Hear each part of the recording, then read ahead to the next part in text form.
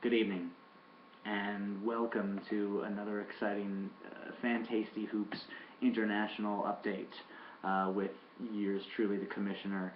Sorry I haven't been there for a while. Been busy with life and Christmas, birthday for me too. Birthday money bought this, nice. Even though I did watch them get wiped out by the Bulls tonight. Luckily, I did not pay to go see it.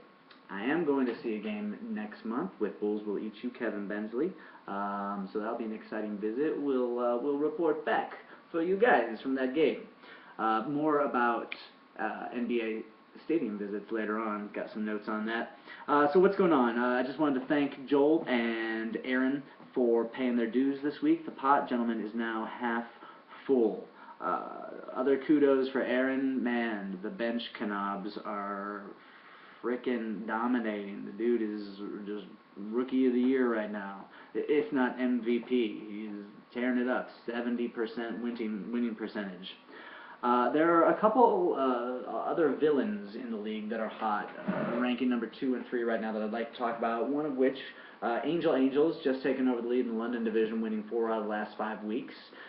Sorry, if you are the reigning champion, you are a villain in the league. What can be said about that? Another villain in the league, a little bit more difficult villain karmically, is Father Michael Shinsky's Youngstown Frackers. And once again this year he is trying to take his team to the promised land. And that is a reference to the new Gus Van Sant, Matt Damon anti-fracking film that's now out in theaters, unless you live in London, where all the movies come out much later. So yeah, Father Mike, he's also won 4 out of the last 5 weeks. He auto-picked and got the number 1 pick by luck and got LeBron, even though he's, a lifelong Cavs fan and he's living with that. But he doesn't really, he's not checking in. He just wins. He just wins week after week. Brook Lopez was on his roster, still is, and Brook Lopez injured and missed like 3 weeks, and I'm like, hey, Wyszynski, you might want to switch out your player, just a little friendly reminder here. Didn't do it. Still keeps winning. So, Eastern Division, I implore you, this guy, it's like he's judging us. Like he's helping his community and, leading church services, and we're like jerking off on the internet, and we can't even do that right. I may be a little, looking too deeply into it. So what else is going on this week? Did I talk about divisional play yet? We've only got one number 1 versus number 2, first place versus second place matchup in this week's divisional play. That's the Angels versus London Looters. Looters, my sexy pick to win that division, the London division. Or was it, did I pick the Griffins? I can't even remember anymore. My sexy picks are all fucked up anyway. Bulls Will Eat You. I picked them. See how that's working out right now.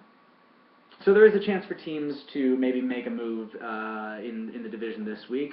Really early, we're not even at the halfway point in the season, but almost getting there. So it might be time to make a little move. The waiver wire continues to move. I'd like to thank Dykeman Park for dropping Nikola Vucevic, not only because I was looking for a big man, but also because Dion Waiters playing shitty for the Cavs.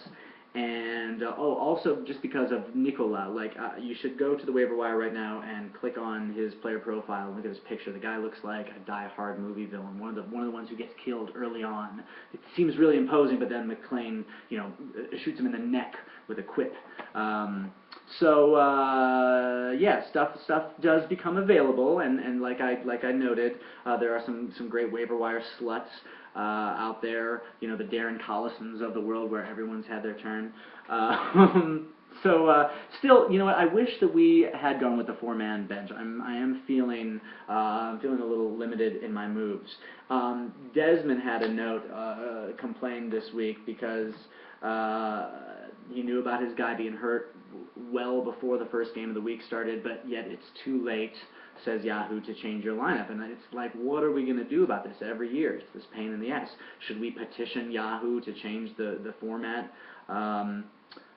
But, you guys, has anyone ever thought about maybe trying one year doing the daily lineup change option. Now, with that, we could, you could set everything in advance, so it wasn't like I have to log in every day. It's so boring. But should you happen to be looking and you catch something, or you get a player alert and oh my God, this guy just broke his spleen, you could switch somebody out and not just have shitty luck. Could be a good manager. Anyway, just something to think about for the future of the league, a thing to ponder for the future of FHI, the future of and that would probably put a stop to Father Mike's dominance. But just like the Father Mike rule, like, fuck you, Mike. I don't know why I'm so mad at this guy. So that's about it.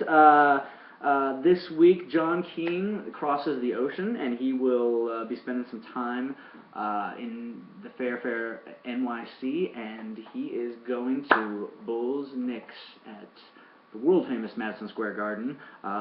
Keno would love a report just from that experience, or even throw a photo up there for us. P.S. James and Dez, I know y'all been going to that new Barclays Center in Brooklyn. Would love a similar thing about that place from you guys, if you ever want to say, went to the Pacers game, saw Beyonce, I don't know. That's it, you guys. So, hope you're still enjoying the league.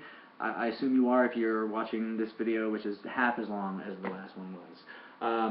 That's it. Please, if you haven't paid your dues yet, go to PayPal right now. Go to Pay a Person. The email address you want to send $20 to, MatthewRPierce@hotmail.com. Go Woody Harrelsons.